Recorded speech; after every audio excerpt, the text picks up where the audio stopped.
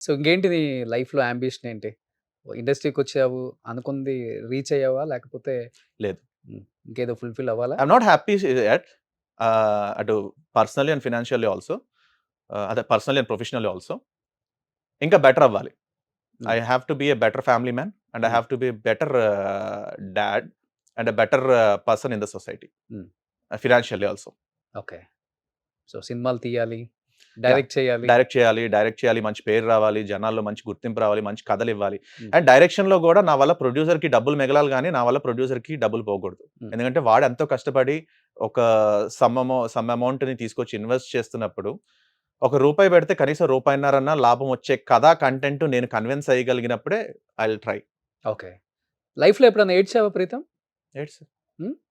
అంటే అందరికి కనపడేలాగా ఈ 16 నెలల్లో ఎప్పుడైనా ఏడ్చావా? వస్తాయి. ఆ! డెఫినైట్లీ వస్తాయి. అంటే లైక్ పిల్లల్ని ఐ చూడలేదని వెనెవర్ ఏడ్చావా? Whenever I think about them, whenever I think about kids, hmm. I definitely get that. రూమ్‌లో కూర్చొని ఒక్కడే ఏడుస్తావా? అమ్మ ఏడవడం అంటే బోర్‌ని ఏడ్చేయటం ఏమి ఉండదబ్బా! హ్మ్. Like I try to be matured even if I have camera before, I don't have the camera before also. హ్మ్.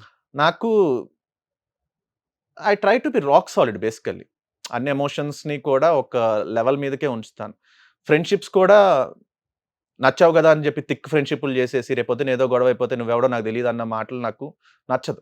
కానీ సర్ఫేస్ లెవెల్. ఓకే. సో, నువ్వు నేను ఒక 10 సంవత్సరాల తర్వాత కలిసినా, ఒక 10 సంవత్సరాల క్రితం కలిసినా గాని ఒకటే లెవెల్ ఆఫ్ ఇది ఉండాలి.